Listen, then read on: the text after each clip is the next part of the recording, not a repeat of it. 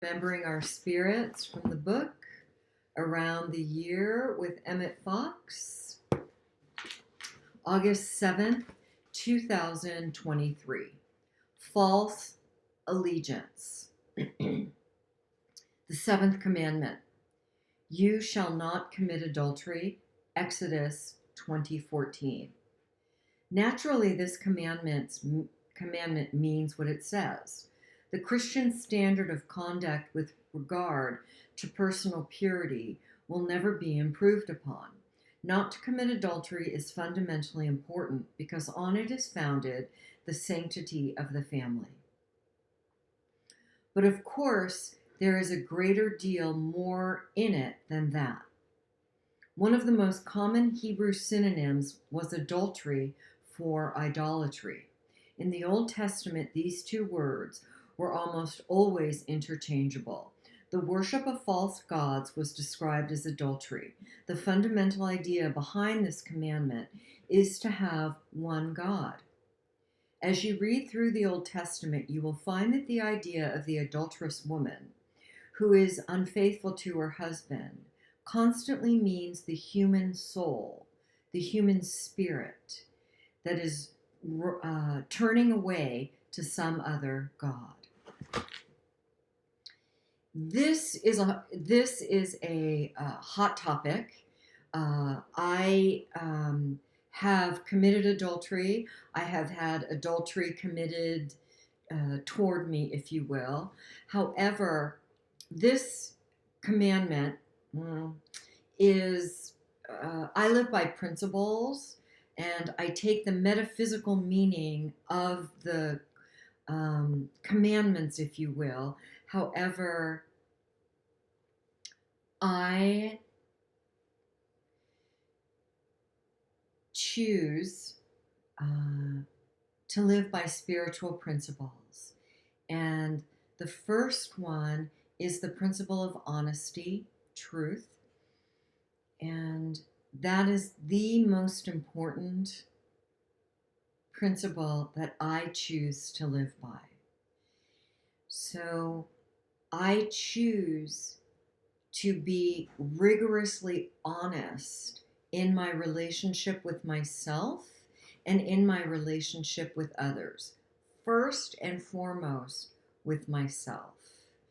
And that is an act of brave, to be willing to be rigorously honest in relationship with myself. I'm so willing to be. It was recently pointed out to me by a woman whom I go to for support, that I had a part in a relationship changing form, in that I was showing up codependently in relationship with this person. That was really challenging to hear because I practice showing up interdependently in my relationships. And sure enough, I had shown up codependently, unhealthily in relationship with this person. I got to own it and I got to correct it. Ugh. I didn't like it, and it's okay. It's okay. But I choose to live that rigorously honest in my life. What is my part? That is where I live. What is my part? So the other comment I choose to make around this commandment is relationships are built on agreements. We are making agreements in relationships all the time. And we are also making silent agreements in relationships. For example, if somebody behaves in a way that does not work for us, and we simply go along with their behavior or their actions for fear of being abandoned or rejected, or them not liking us or being attacked, for any type of fear, then we are silently agreeing and accepting that person's words and or behaviors that truly don't work for us. A question that I choose to live in is, how is this working for me? How is that working for me? I choose to live in that relationship with myself. Cancel. I choose to live in that question in all of my relationships, beginning with the one I'm having with myself. All relationships are built on agreements, and they break down on broken agreements. Where are you perhaps making silent agreements in relationships with yourself and in relationships with others? How is this working for me? How is that working for me? It's an empowering, courageous question to live in. In addition to that, asking myself, what's my part in this? What's my part? Courageous question to live in.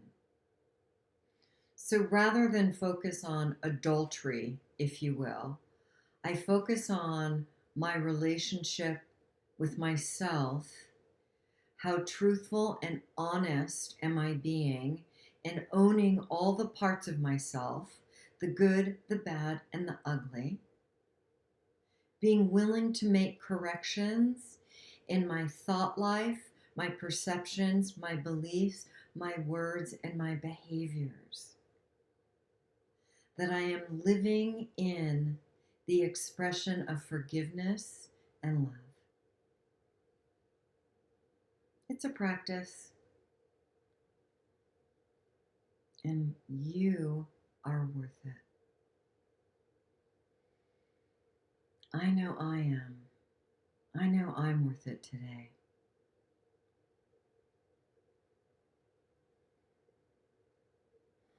As always, take the best for you and leave the rest.